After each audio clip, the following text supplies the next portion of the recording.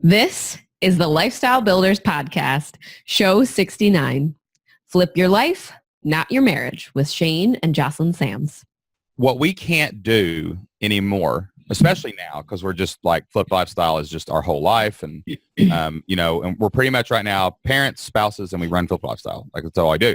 And it's like, it's so intertwined that, when we have an argument about how to create a sales page or pitch something. A discussion. A very good discussion. Nice reframe. Discussion, okay. Positive, half full here. When we have a heated discussion about how to make a sales page or something, the next moment you're talking about how to discipline your child who punched his sister. Or the next moment you're talking about, hey, I want to, let's go on this trip. Or we're getting in the car to, go on a vacation and the website crashes. Or, it's something that we've really had to learn in the last year of our marriage is like, this is not separate. Hi, Ariana here with a quick PSA about why this topic is so important to us. Tom and I know how challenging it can be to start and run a business, to take care of your loved ones, and on top of it all, to keep a healthy relationship with your spouse. It isn't easy, and that is why we created our Lifestyle Builders Mentorship Program. As a special offer during this very special Couples and Entrepreneurship Month, we'd like to invite you to get started with your first month of Lifestyle Builders for only $1. So if you, and your spouse is welcome too, need more strategy, support, and guidance in your business and life, plus people who truly care about you and will keep you accountable, sign up now at tomandariana.com/LBcouples with the code LBcouples. A little bit more about our amazing guests we've got on the show today for Couples and Entrepreneurship Month. Shane and Jocelyn Sams are the dynamic duo behind FlippedLifestyle.com. Shane and Jocelyn are a real couple making their entire living selling digital products online through membership websites. Former teachers, Shane and Jocelyn built a business that allowed them to quit their day jobs, spend more time with their family, and earn passive income online. They now generate hundreds of thousands of dollars per year in profit while only working around 10 to 15 hours of work per week. Their mission is to help other families build and grow successful online businesses through their Flip Lifestyle podcast, Flip Your Life community, and their blog at fliplifestyle.com. All right. I know I say this for like every interview so far, but we are really excited for you guys to listen in to our conversation with Shane and Jocelyn. I think probably so far theirs has been one of the most open and honest conversations that we've had with another couple who are both entrepreneurs, but Shane and Tom are very similar. Jocelyn and I are very similar, where we had to kind of figure out our roles and step into and be comfortable with being a part of the business. Well, and most of the entrepreneurs that we brought onto the series are people we have relationships with. Shane and Jocelyn, we've had relationships with for years. So what's been cool is to be able to see the different phases they've gone through as they've built their business. And you'll hear a little bit of what we talk about on the episode is like sometimes like the sacrifice and the stepping back to then ultimately give you the space to step into your success. And, they've done a really good job with, making some of those sacrifices and putting in the hard work. And now not only reaping the benefits of that, but sharing a lot of the great lessons that we'll get into on this episode so that other people can take those lessons and apply it to their life and their path. Yeah, and I mean, you'll hear it straight from them. They are very open with sharing kind of how they've gone through things, what challenges and struggles that they've gone through, how they've come out on the other side. The banter back and forth, you can tell that they're obviously very, very comfortable talking about these issues and with each other and sharing that with all of you so that you can hopefully learn from it and, be able to move forward in your life and business as well. And with that, enjoy. All right, you guys, we've got some heavy hitters on today. Our guests are Shane and Jocelyn Sams, and we know these guys. We've talked to these guys before, and I think you guys are going to love to hear their story and just kind of get some of the behind the scenes stuff that you may not have known before. So Shane and Jocelyn, thank you guys so much for joining us today. Hey guys, it is awesome to be here. Thank you for having us on again. We are excited to talk to you guys, and we were talking off air, and I don't think we've done an interview in like 6 months. So We're just coming out of retirement here. Coming out of retirement. Child We're Builder's Place. so honored. So we've got 6 months worth of interviews to kind of get out Yes, right now. I've been known to be long-winded. We may be talking for the We next may 2 still be hours. here this may be- afternoon. No yeah, guarantees. yeah, world record of your podcast here in length. So You guys might have to pause and restart this episode numerous times. we're good for a week. You know, if you work out 30 minutes a day, we got you till Friday. It's There we go. All right, so I'm actually going to jump in and start this one off. So I think a lot of people know your story either from the previous episode or from listening to your podcast. One thing that I don't think a lot of people really have heard is how you guys actually sold off some stuff and downsized in order to leave the job. And then now, if anyone's watching the video, you see now the upsizing of going back and buying like the house you want, all of that.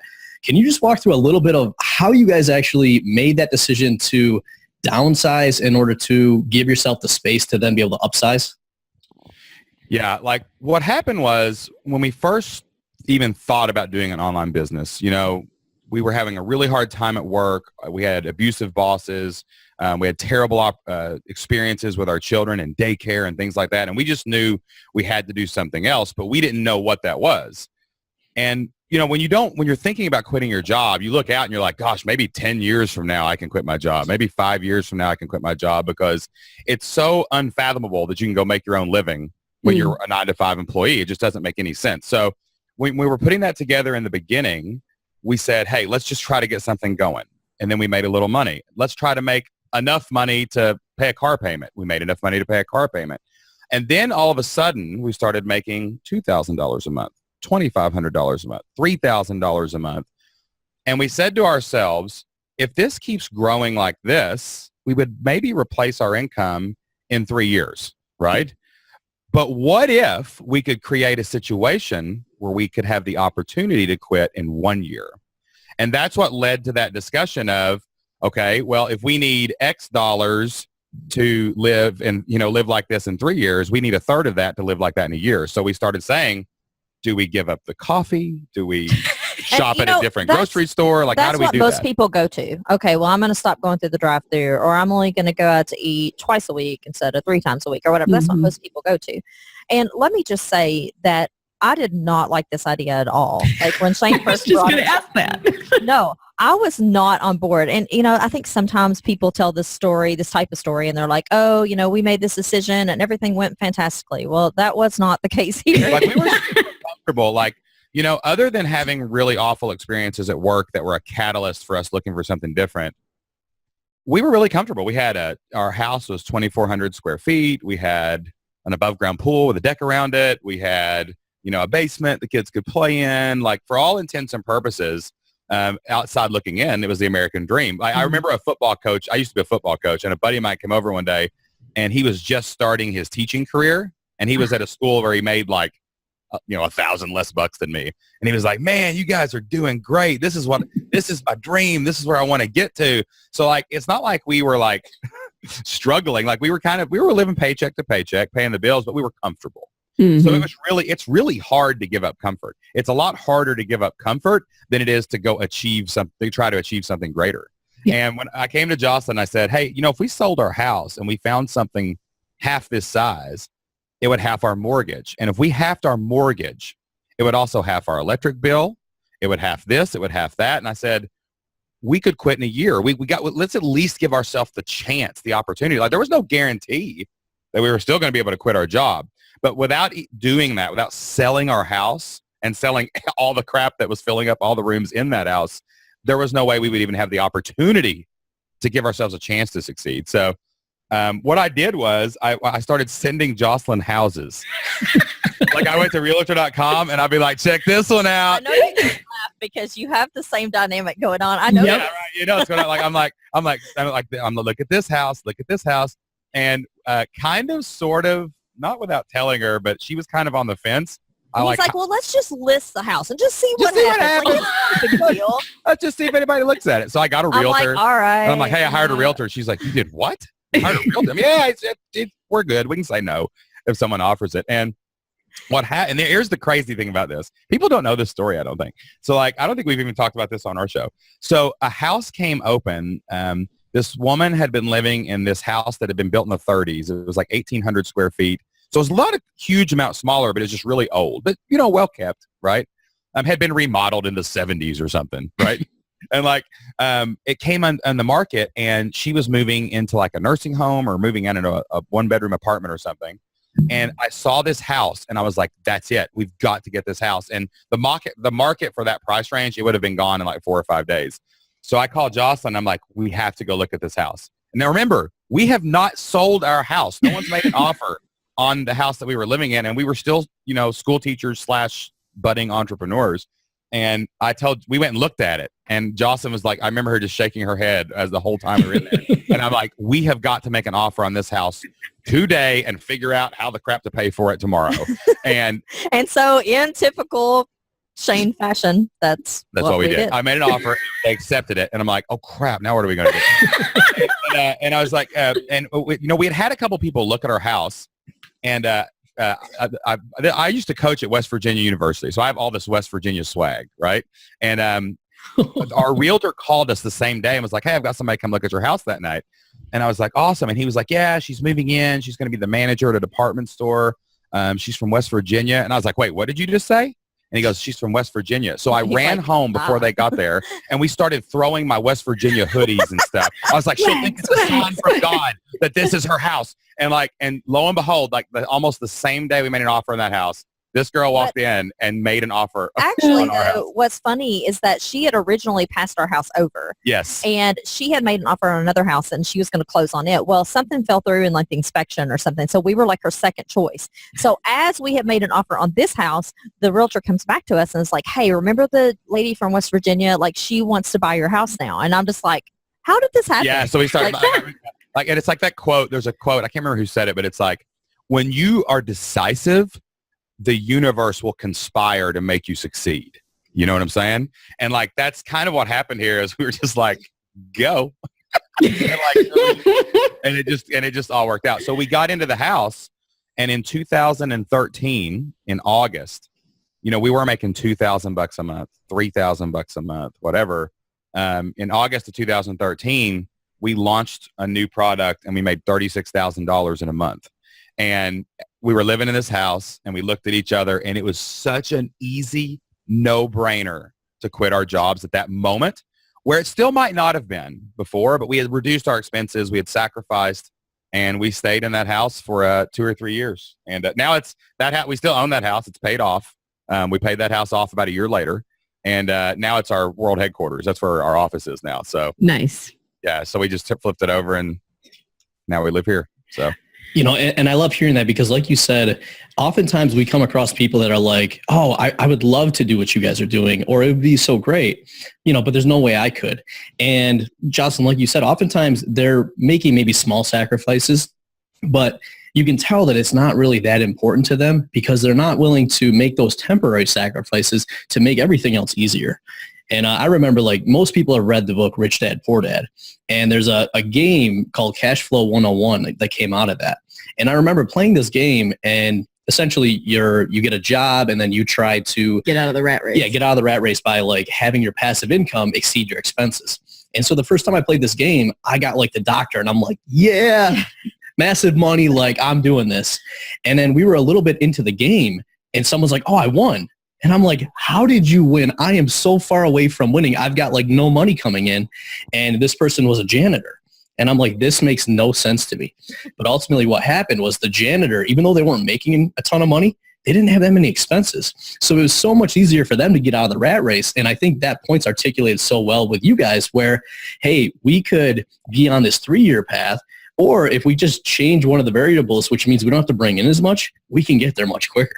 You just got to change the right variable. And that's what most people are not willing to do, because one of the statements that Jocelyn hates, because we get this a lot, but we bite our tongue, we move on, we don't talk about it, but like they always come and say, well, gosh, everything just always works out for you guys. You guys have the Midas touch. You're just in the right place at the right time. And I'm like, no, we're not. We put ourselves in the right place for a chance to be there at the right time. And we sacrificed. We canceled cable. We had no entertainment in our house except DVDs we checked out of the library. We would go to the library. Yeah, and like that's what makes you succeed, is you sacrifice for a couple years, And then it's like Dave Ramsey says, you live like no one else. And then later you get to live like no one else. Like what people may not know about our story now is we live on a 30-acre property now with a 10-acre private lake. And the house that we live in is exactly double of the house we gave up when we were ready to succeed. That house was 2,400 square feet. This one's 4,800. And we didn't plan for this. We didn't know this. This wasn't even a goal. But that just goes to show you, if you do what you should do now, then you'll get things you can't even imagine later. I love the thing you just said, when you're ready to succeed. Because what we see so many people do is they say they're ready, but then if you look at their actions don't support that. And they're like, you guys probably see this with your members. You can tell when somebody's ready. You can tell where they're starting to make those changes and where they start showing up differently. And then, almost like clockwork, it's like, okay, they're taking the steps and like now they're on that path. But you can also see the people that have been struggling for 2 years, they're doing the same thing and they're not really ready to make that sacrifice and really make themselves successful. Yeah, and I want to go back to the point there where, you started talking about like, well, what if we sold our house? And Jocelyn wasn't on board. And that, I think right there is an important point, because so many of us in a relationship, one person has gotten to some point and they're looking at, big picture, hey, we could totally do this and then we could do that over there. And the other person not at the same point. And so many people struggle to get on the same page so that you can start making some of those changes. And I think one of the things that we really had to go through was Tom was much, much further ahead in the journey of entrepreneurship than I was. So all of these things he was trying to do, I was constantly playing catch up and like having to have my own aha moments and realizing that all these things were possible. And one of the conversations that I vividly remember having was the downsizing conversation. And we talked about all these different things we could do, like what could we give up? What could we sell off? And one of the conversations we had that did not go the way Tom intended was, well, what if we sell our house and move into a smaller place? And for me, that was off the table.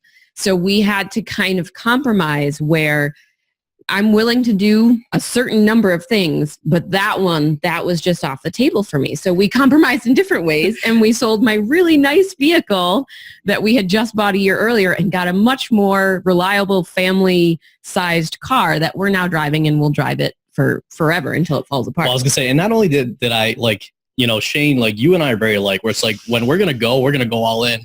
So I would actually, at one point, I'm like, we could sell and actually move above our liquor store.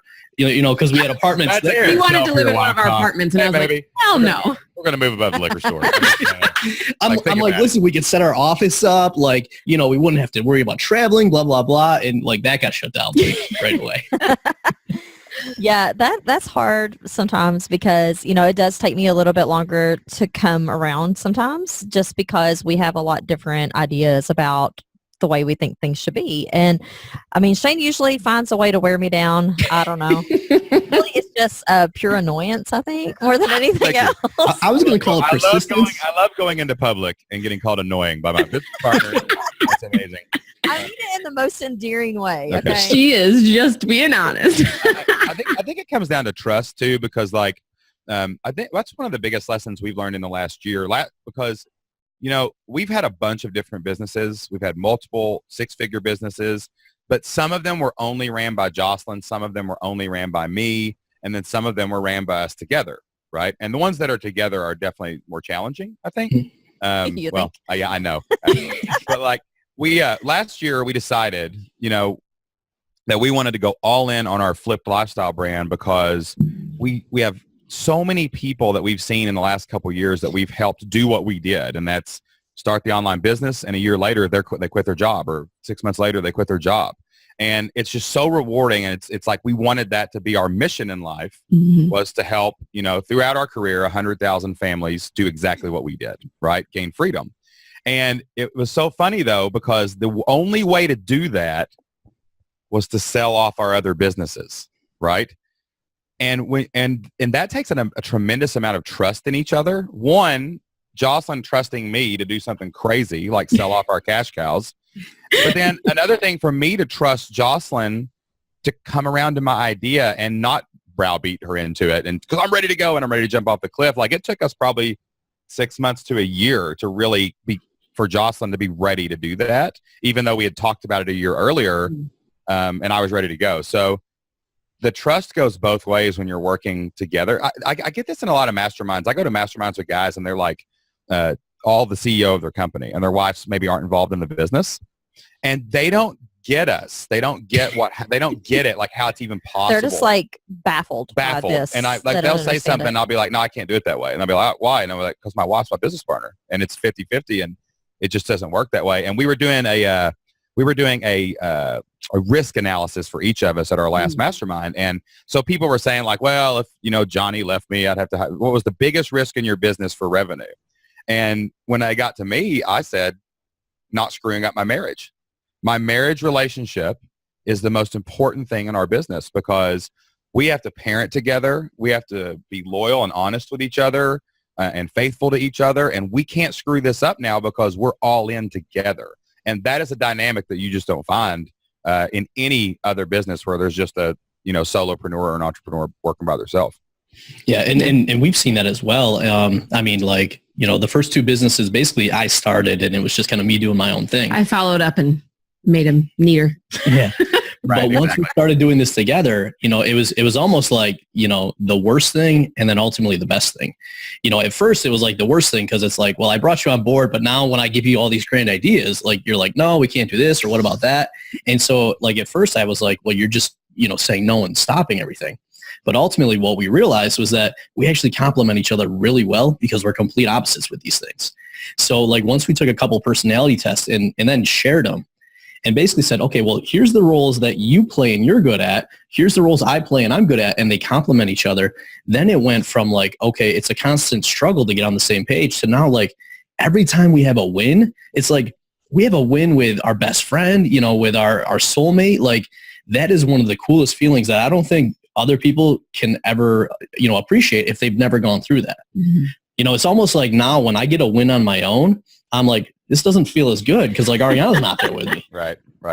Jocelyn always says, what do you always say about we bring out the best in each other? Yeah, I always say that usually we bring out the best and occasionally the worst. Yes, that is so true though, because they are, on the flip side, it is that person who presses all your buttons or can take you from one point to a really dark place in, 0.2 seconds because the problem is it's all intertwined. That's the problem. Like what we can't do anymore, especially now, because we're just like Flipped Lifestyle is just our whole life. And, and we're pretty much right now parents, spouses, and we run Flipped Lifestyle. Like that's all I do. And it's like, it's so intertwined that, when we have an argument about how to create a sales page or pitch something. A discussion. Very good discussion. Nice reframe. Discussion, okay. Let's get positive, half full here. When we have a heated discussion about how to make a sales page or something, the next moment you're talking about how to discipline your child who punched his sister. Or the next moment you're talking about, hey, I want to, let's go on this trip. Or we're getting in the car to, go on a vacation and the website crashes. Or, it's something that we've really had to learn in the last year of our marriage is like, this is not separate.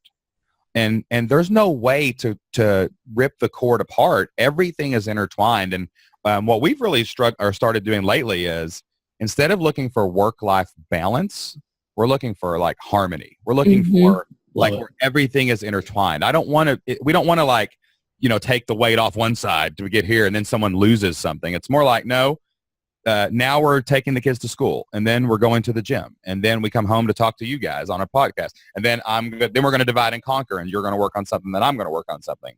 And that's what we're navigating now is more like it is intertwined. It's a strand. It's a rope wrapped together. And we don't want to pull it apart because two ropes wrapped together are way stronger than one rope. So why rip it apart? There's no reason to do that. And we get all the time too, people will be like, y'all work together?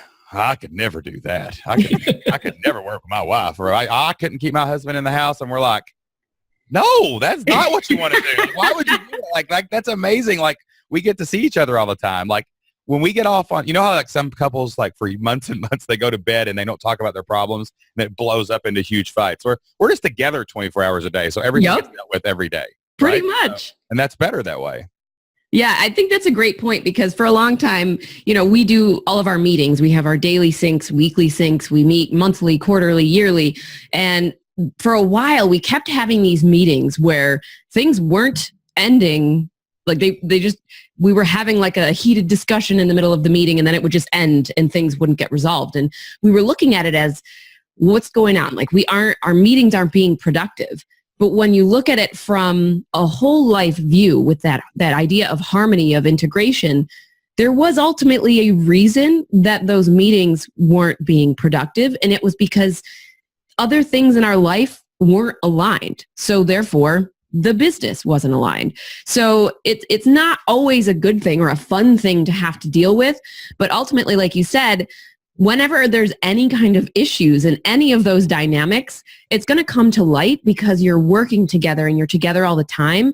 But then that's actually a good thing because you work through it and then you're able to kind of continue on and keep going instead of leaving issues to not be discussed or, not tackling something because you don't want to confront your partner. We have to. So Jocelyn, and we have kind of 3 unwritten rules for working together and this works for marriage too. So the first rule that we've had in our marriage since the day we came home from the altar is no matter how mad we get, everybody gets to sleep in the bed. Like we have to go to bed together because like in the Bible, it says, don't let the sun set on your anger. So we just kind of translated that into our marriage as this is my bed too. I don't care how mad you are. I ain't sleeping on the couch. Neither are you. So get over it. Nobody leaves. You ain't sleeping nowhere else. We're sleeping in the bed, right? So that's kind of the first thing. The second thing that we kind of do, but I don't know if it's a rule, is like we kind of just rip Band-Aids off, like probably to a fault. We confront each other like immediately about anything, which can even be worse sometimes, but it gets it over with. But something Jocelyn like just kind of added to our repertoire of marital bliss lately is some crap's not going to resolve and you just need to get over it. Don't just fester on it and keep beating a dead horse. Like, hey, guess what? We disagree. Shut up and move on. Right? So that's kind of what we've added to it. Yeah, I think that's a really great point, especially with the personality differences. There are some times where other frustrations are kind of compiling in my head and then he will do something that just drives me nuts, but it's just part of his personality. Like that's just kind of how he is. And instead of blowing up at him, I try to kind of just sit for a minute and think like, well, am I really that mad at him? Or is it just because I am pissed off of all of these other things that have been adding up? And that just was the cherry on top, So it's like, you have to learn to take that second and look at all the different pieces that are piling up and say, okay, well, I'm pissed off about the business. And then the kids are driving me nuts. And then he did that one annoying thing that he always does. So I should be used to it. But, you have to take that minute and remember, like, this is the person that you love and you care for. And as much as I tell him or show him how to load the dishwasher, he's probably always going to do it differently than me. And that's okay. That's why you have to hire a personal assistant. So you can do that. Well, I was going to say, like we did, and you just eliminate the fight altogether. And that's the next thing that we've gotten to is it's like what we used to do was it was like originally it was like, well, I picked all the things I wanted to do. And then when Ariana came in, I just gave her everything else. Yep.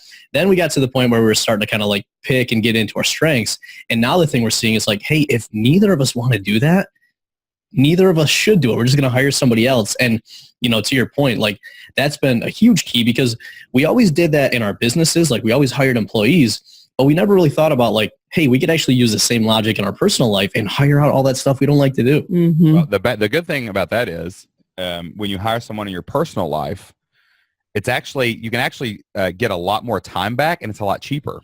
Because it costs a lot to outsource some things in your business because it's a professional task.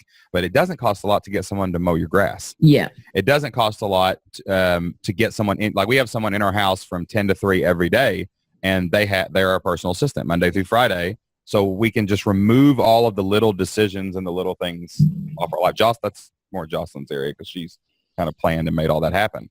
So, that's when you think about and that comes back to harmony. Like, stop thinking about, it's not just your business. It's your life. Mm-hmm. It's your life. If you want to live the flipped lifestyle or be a lifestyle builder, you got to stop compartmentalizing everything and have all these walls between every little area in your life. On Sunday, I go to church. Monday through Friday, I'm a CEO until 7:00. And then, no, that's not how I'm still Isaac and Anna's dad right now, even though they're at school and we're working a little bit, right? Jocelyn, and it all intertwines, and you've got to look at everything in your life and say, what's really causing the problems? How can I get rid of that problem? And then it all comes together a little bit easier. Yeah, well, and for a while, what we found, and you guys probably experienced something similar, we were building multiple businesses and then we had our kids. And so it got to a point where, not intentionally, but we kind of put our relationship and then even like ourselves, like our health kind of on the back burner. And then a shift that we made this year, we said, our just theme for this year is going to be to put us first, put our health first, put our relationship first, and become a lot more intentional, even about like being parents. And it's been crazy, because we always when we would plan our week, we would always say, well, Ariana wants to do choir, so we're going to put that in first. And when, I want to play video games, I block that time out. But this year we've gotten even more intentional about making sure that we're taking care of ourselves so that we could show up in each of those other roles. Well, and somebody told us yesterday that they were like, yeah, I've totally noticed. And I was like, you have? That's amazing. Yeah, that's awesome. And I think that it's also important to think about just being okay with not being perfect at everything. That's something that I've had to learn, and I'm not great at it now. I just have to tell myself, I'm never going to be the perfect mom. That doesn't mean that you stop trying, but it just means that you forgive yourself for those times that you do something imperfectly. I'm never going to be the perfect business owner. I'm never going to make all the right decisions, and that's okay. I have to be okay with that. And that's hard for people of excellence. Jocelyn and I talk about this all the time because sometimes we struggle. We struggle a lot with hiring because by default, anyone we hire is not going to do anything as excellent as we would do it. And, we struggle in relationships a little bit now, 5 years later, because we see people with so much unlocked potential and they're not living as excellently as us, and it frustrates us. But that's where Jocelyn's kind of saying is let that go. You just got to let it go. You can't be everything to everyone, no matter how excellent you want to be. That drive, you got to override it sometimes, and just sit down and relax because nothing's going to be perfect.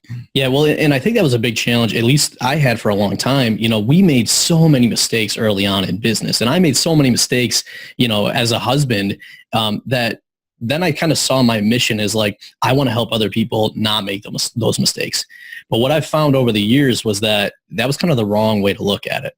The way I had to look at it is when people are ready, I need to help them be able to learn from the mistakes that they need to make to learn those lessons and then move forward. And it was once I went from trying to save people, that there was a great quote at a conference a couple of years ago, you can't be the savior, but you got to be people's leaders. And once I heard that, I was like, that's exactly it. So once we shifted from trying to save everybody from themselves to then being there to help them when they were ready, it was just crazy how much better we felt and then how many more people we were able to help as a result of that. Yeah, and I think that perfection thing, totally vibing with you on that, because I am a perfectionist. I always have been.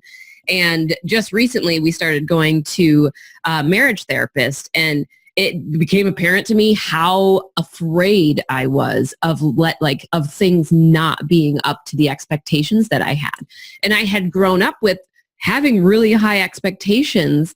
So I had to personally, internally make those changes and say, it's okay if I'm not perfect. It's okay if, something happens and I let somebody down a little bit and I just, I apologize and move on. I can't go around living trying to be perfect in every aspect of our lives. And that was a really big shift for me because coming from the mom, I was always trying to be on all the time, have all the details, do all the plans, and be the awesome mom. And it's just not humanly possible to be all things at all times. So I had to let that go a little bit and start letting the kids make their own mistakes and start letting them do things on their own. And as far as the spouse thing, I think we, at some point, we kind of lost our alignment a little bit because we were both having those expectations and we weren't actually sharing them with each other. So when we started to kind of... What's that like? What? You don't... you can't read each other's minds and just know, And come on now. And the expectations are poison. I say that, I really say that totally honestly, everyone's like, well, I have high expectations for myself and for others, and that's great. But like the problem is everything you think you're holding yourself to is really coming from an external source at some point in your life. Yes. Like you said, like we always say, like, well, we want to be the great mom. And like, but it's not that. It's you want to be the mom that you think everyone else is looking for. Exactly. Like we got out of our car the other day. We take the kids to school every morning, and Anna Jo got dropped off, and she has cheerleading practice, but she doesn't get to bed till like 10 on like Mondays.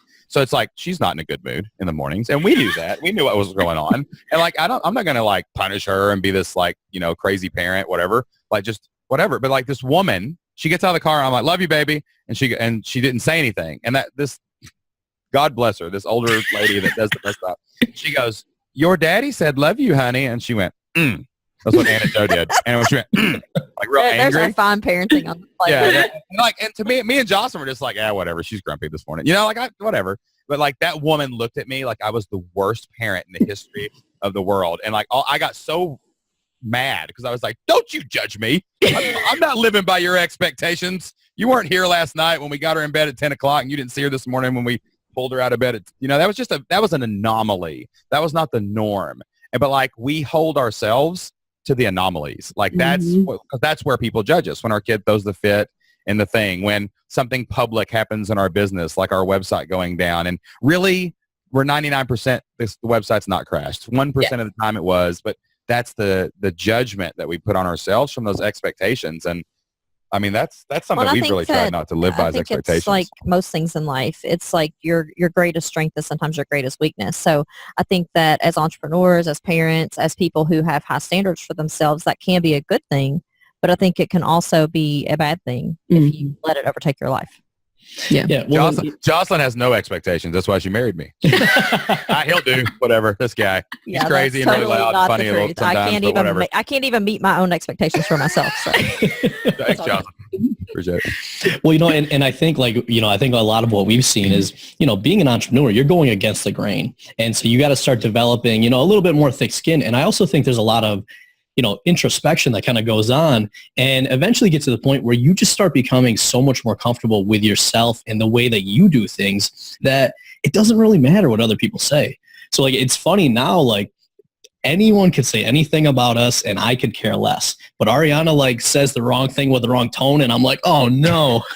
Oh my goodness. And what was it we were arguing?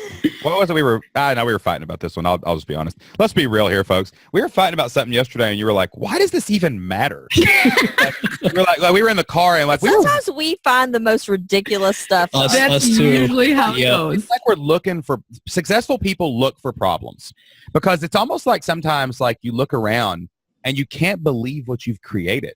Like you look up, like we talked about this earlier today, like we have no time commitments and we try to keep things off our schedule on purpose, because the most important thing for us is to control the 168 hours of every week. Mm-hmm. And like we got up this morning, took the kids to school, went to the gym, came home and ate some bacon, played with the dogs, got on the call with you. You know what I'm saying? And like, and you look around and I think we look for things that are like, is this real? I got to find, there's something wrong here. There's a glitch in the I'm going to poke the beehive a little bit. We read this. You guys might have read this too. I can't remember what book this was in, or if I can't remember what, or maybe it was a podcast. I don't know. But it was something about how people who, when they become successful, maybe like it's unexpected or, whatever. It happens fast. Yeah. Then they want to get themselves back to the status quo. They really don't want that, like mentally, but like we try to bring ourselves back to the status quo because that's comfortable. It's like, that's lottery winners is what we were reading about. Lottery winners will win $1 million. And the reason most lottery winners go broke is because they freak out, because the change was so fast that they don't know how to handle it. It's not that they're not good with money. So subconsciously, they want to get themselves back to where they were before. Because that was comfortable and there was not new decisions and new things like that. And it just freaks you out a little bit. So we just so yesterday, I just remember what it was. Okay, so and I want to stress, this was red-faced anger at each other in the car. This was not a disagreement. Yes. Shane says on the way home, so we went to the gym, and he's like, I wish I knew how many people that we had refunded this month. And I said, well, we should know that because I set up a spreadsheet and a procedure for someone to fill out the spreadsheet, and it should be easily accessible. Oh yeah, because I didn't know where the report was in Infusionsoft because I don't ever go in there because like we have a data person and I'm like, man, I wish I could just pull this up right now. And I'm like, well, you should be able to. And then we started arguing about like whether the spreadsheet was a task that should be done because it was redundant and like you would have thought that we were going out of business. You would have thought that I went and, like pushed all of our money into black on the root table and like we were mad. I mean, we were really mad. And then we both were like, what are we talking about? Like, why does this matter? Why does this even matter? It's doesn't. like 1% of everything we did last month, you know? And it was like, I couldn't find a report. We were just arguing, should we get the report here? Should we get the report here? Should we pay someone to go in and duplicate the report here? Which one was easier? And we're like, oh my gosh. It's like you look for problems. Well, I was going to say, I think that's part of it. You know, like we've seen it and sometimes people look at us and they're like, all right, you guys are getting way too mad about that. But when you take care of a lot of those big problems, it's almost like we have a little bit of a need, like, you know, we need to have a little bit of a discussion. You gotta hash it out somewhere. And sometimes I think it just comes out in these small things. And usually what we'll end up finding is like, all right, let's take a step back. Like, this doesn't even matter. Like, is it you or is it me? One of us will take it and go. Half the time we're saying the exact same thing, but Always. in a different way. Yes. And then we realize it and we're like, oh, that was stupid. Like if you just step back and you say like, this is the most important question anyone can ask about anything they ever do in their life, micro decisions, macro decisions. This is the simplest question you can ever ask yourself is, what do we want? If you just say that about everything, not only does it provide clarity, but it tells you what to do next. Like if we had looked at we just looked at each other and said, what do we want? And what we wanted was just to be able to get easy access to that report. Well, she could get easy access her way and I could get easy access my way. Doesn't matter how we find the information. No, we're both going to come what to do it. you want? Like, do you want to quit your job? Okay, well, that just tells you exactly where that's where you're going. Do you want to just get a raise at your current job? Okay. What do you want? What do you want? What do you want to do? Like you said earlier with the tasks, what do we want to do? Like, what do we really want to do? Mm-hmm. And then you have to have honest conversations like, well, can we do that? Like, that's the next question that kind of follows from that. Because sometimes you can't afford to hire help and you got to suck it up, but you can set a goal. Exactly. How can we do that? How can we do that? How can we do it? That's what rich people and wealthy people and success people say. They don't say, we can't do it. They say, how can I do it? And that's the difference maker. But if you just start with, you know, everybody's like, start with why. Well, why is important because that's your motivation. But what really matters is what you want. Yeah. And what you want's different than what I want. You know, well, I've got some friends in a mastermind that one guy wants to scale and sell his company for $10 million. And I'm like, that's great, bro. I never want to do that. I want to be able to work from anywhere and wake up every day at whatever time I want to. I don't want to do that. You know, like, what do you want? That's really what matters. Well, I was going to say, and the key thing there is what we found both in business and in life is whenever you get stuck like that, stepping back and just asking questions, because oftentimes those disagreements are just misunderstandings, but we're each kind of pushing our position rather than asking a question and really understanding like what it is we're trying to do here. And once you have that clarity, usually the answer is a lot easier than when we're each just pushing our position and not getting anywhere. Yeah. Well, I'll share what we do every Sunday night to fix this problem. Okay. Because apparently it doesn't work. It's not too fixed, but it makes it better. You know what I'm saying? Not 100%. Yeah. Okay. It's like there was a huge, like the dam broke and now we're like got a little leak. You know what I'm saying? But like what we figured out was, and this is actually one of the most powerful things about working with your spouse. Most marriages, 50% of all marriages fail. Okay. That's just terrible. And it's a reality, but it's true. And the reason that that fails is because communication breaks down and everybody says you're not on the same page, right? But really marriages fail when you're not even in the same chapter or reading the same book, right? But when you're working together and you're parenting together and you're with each other and we're always doing everything together and there's some kind of harmony, not peace, harmony, right? Then what happens is you do get off a page or two and you just need ways to get back on the same page. Like it's hard to get in the wrong chapter or the wrong book when you're together so much. So that's a really good thing. But sometimes you're not on the right page. So every Sunday, the first thing that Jocelyn and I do is we brainstorm everything that's on our mind, but we don't tell each other what's on our papers. Okay. It's just dumping everything out. So we do that for about 15 minutes. And then the next thing that we do is we figure out like we score our life in different categories. And we do tell each other that. So the first part is just to get everything out of your head and onto paper for later. Okay. Then we look at like our wealth, our finances, our love life, our, parenting, our, what else is on that list? Physical health, emotional health. Like we have these 10 categories that we score. And then it's like, hey, what's your, like the one of ours is always love, like our relationship between me and Jocelyn. So some weeks it might be like, I'm a 4. And I mean like, well, I was a 6. There's a huge disconnect there. Now you get to talk about it, right? And once you can kind of go through each area and see where each other is, you get to move on to the next thing, which is, okay, what's really the most important thing that you want to accomplish this week in your life and in our business? So we write those down. And then we get those 3 steps. Then we put those on the calendar because that's the most important part of the whole thing is what makes it to the calendar. But we realign once a week. And we do this probably 3 out of 4 weeks out of the month. Sometimes you miss it because things get busy. But just being able to have those realignment and something in your schedule that lets you come back together. Don't just stay drifting further apart. Yep. Don't not deal with it, even if there's not a solution. You can deal with things that don't have a solution, right? You don't have to have a solution. You just got to deal with it. Yeah. I was going to say, one of the biggest things for us is that weekly realignment. So we do a daily kind of, huddle meeting just to kind of figure out what we're doing that day.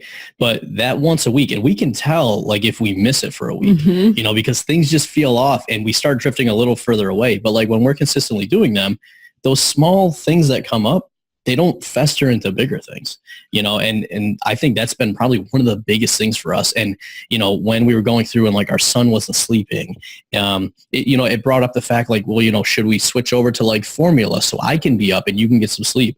Like, and we would do that with our life and our business, like you said, because they're intertwined.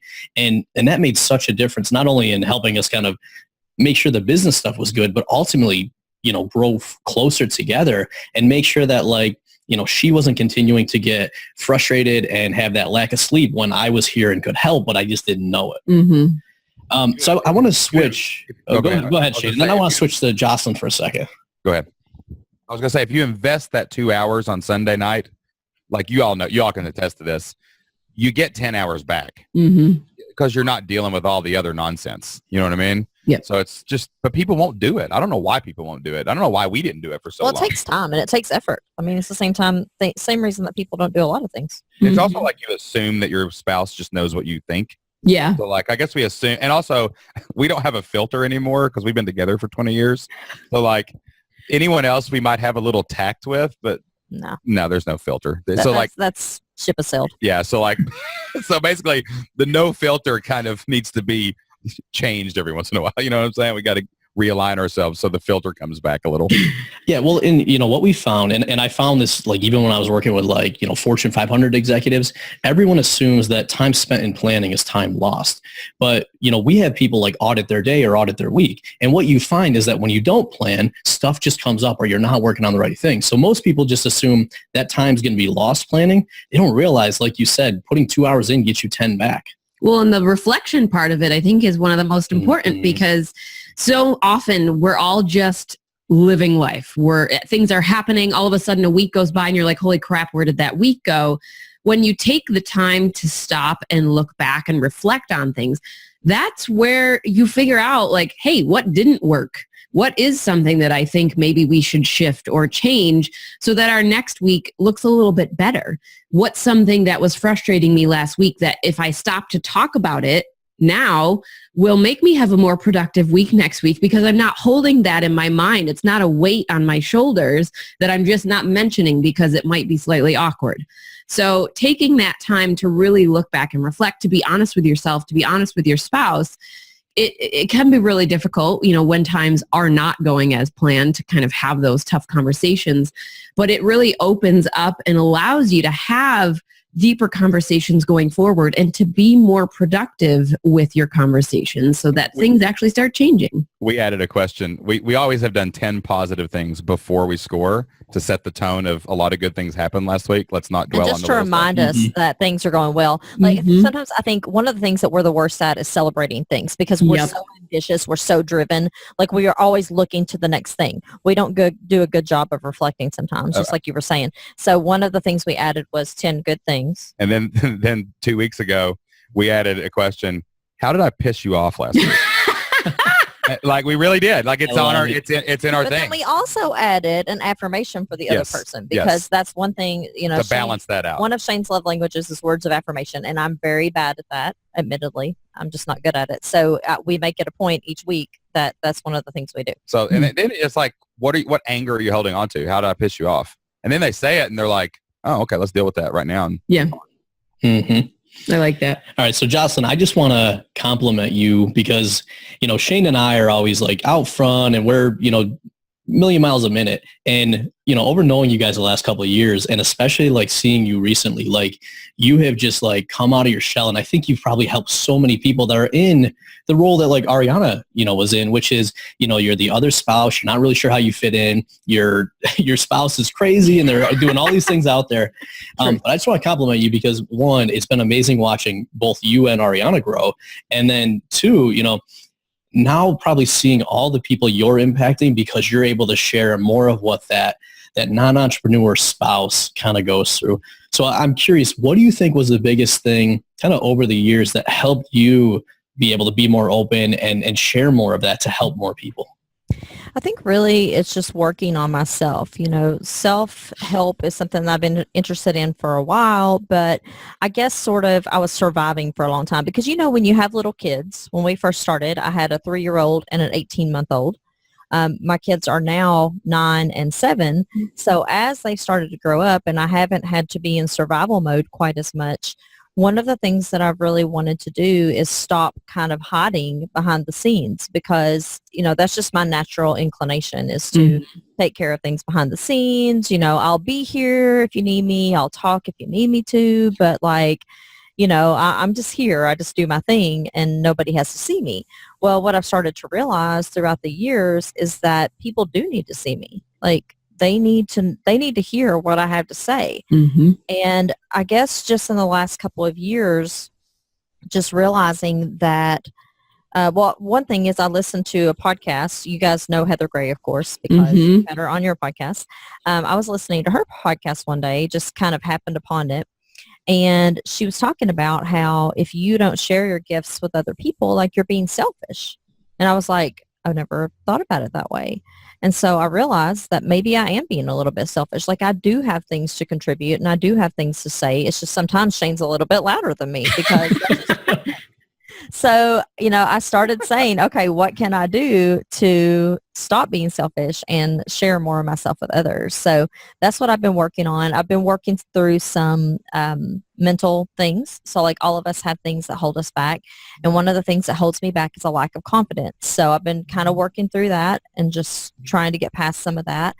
And I think that, you know, for the most part, it's worked. I think that people have responded to it really well. And you know, I'm never going to be perfect, but I'm going to be more okay with not being perfect. And we push each other too. Like, you know, Jocelyn, here's what people have to realize. I love how people think the person in the back is usually the one that's actually making things happen.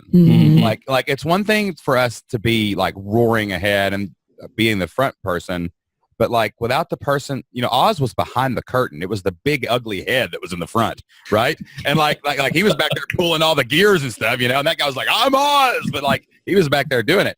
Like we used to run these weightlifting meets for fundraisers when I was a football coach, and I was the MC. So I'd have 1,000 people in the gym, and I'm out there telling people where to go and what to do. But Jocelyn was in this little room off to the side making the whole thing work. Like this teeny tiny little room. I was like closed up in this box with a computer. Yeah, and like that was the gears. And like I was the one that was roaring ahead into entrepreneurship, trying to quit our jobs and stuff like that. But Jocelyn's website crushed mine and was the first one that actually succeeded. Like that was our first $1 million business, was the one that she was running back in the back end that she didn't even have her face on it at the end, you know? So like that's what people have to realize is the loudest people in the room sometimes are not the smartest. It's this chick right here. You know what I'm saying? Let's do it. But the reason Jocelyn started doing the YouTube videos, right, was just because like she was trying to deal with some things from confidence, and it was kind of like just go out there without a net. Just like, gonna do it. That's the only way you can get over your fear is to be brave. And man, people really responded well to it. Like all these we have lurkers in our community that like they're members, they read everything, but they don't post. And then all of a sudden they're like posting. And like in our member calls, you know, we'll have a couple hundred people there, and then people are like, lurker here, Jocelyn, you see me? And like, because it gave courage to other people. And that's our purpose, is to inspire, equip, and motivate. And it's just been really, it's inspired me watching Jocelyn do our YouTube videos. Yeah, it's been awesome. Thanks for saying that. It's good when you get that kind of affirmation, because, a lot of times as internet entrepreneurs, we kind of sit behind our computers and, at least I do anyway, and wait for somebody to come to me. Well, now I'm going out to other people, and it's kind of cool. Yeah. Also, too, real quick though, for all the introverts listening, one thing that we don't want to ever tell anyone is that you've got to be up front and the person talking all the time to be successful, because our businesses have been successful whether we were behind the scenes or in front. And like, even on our podcast and in Q&As and in things like that, like just like our real life, when we go to a party or when we go to church or we go to whatever, I'm the one shaking hands and talking, and Jocelyn's just kind of sitting back and dropping bombs and in whenever she wants to, because that's just kind of how we flow. And it doesn't matter. Like, it doesn't matter how you talk or how, whatever you are, extrovert or introvert, you can succeed either way. It doesn't. We just happen to be lucky enough that we get the benefit of having both in one relationship. Mm-hmm. Right? So we get the best of both worlds. And that's what no other CEO can replicate. There's no CEO that has everything that me and Jocelyn have together. So our business is stronger even in the parts where we're weaker, basically. Yeah. Well said. I think couples we have some different complexities and some different dynamics and different experiences that we bring to the table working together that, like you said, a solo entrepreneur they just are never going to have. So make use of those, figure out about yourself, about your partner, so that you can make the best of being a couple and being in business. And I think one of the coolest things that we've had so far on this series is that we have couples that are in different dynamics. So, we have couples that are in business together. We have couples that are, they each have their own businesses that they run, but then obviously they're married and have families. And then we have a couple couples coming on where one entrepreneur and one is the spouse that doesn't really have anything to do with the business. So just all these different dynamics and complexities that we get to take away from everyone's relationship is different, but you can learn something from every single one of them. So I'm really excited that, you guys came on and shared so many gold. I mean, I have to go back and listen, but there was at least 10 that I counted, like one-liners. I'm like, oh, that's a good one. Tweet it out. Make the card. Instagram. Here we go. Yeah. Yeah. Before we wrap things up, though, I would love to hear, obviously, we talked about a ton, and there were many, many in there. Is there anything else that you want the listeners to take away from your story, your experiences, and the show here today? I would just say, go for it. Like, don't live your life afraid. I was just thinking the other day that my kids are like halfway grown now, which is just crazy. And life is short. You only have a little bit of time where your kids are small, or maybe to do something else. I don't know. Maybe you have a little bit more work time left. Like, don't be afraid. Like, if you have a dream or something, just go for it. It's scary. It's never going to not be scary. And I think a lot of times people want to look at people who are successful and say, oh, well, they had something special, or, it wasn't scary for them. It wasn't as scary for them as it was for me.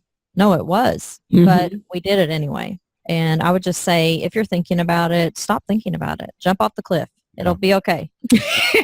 And I would say, which is hilarious here. I know, that is. 6 years later. So she's come a long way. Yeah. I would also say too, is draw your own football field. That's something that's an analogy that we use around here a lot, is do things the way you want to do them.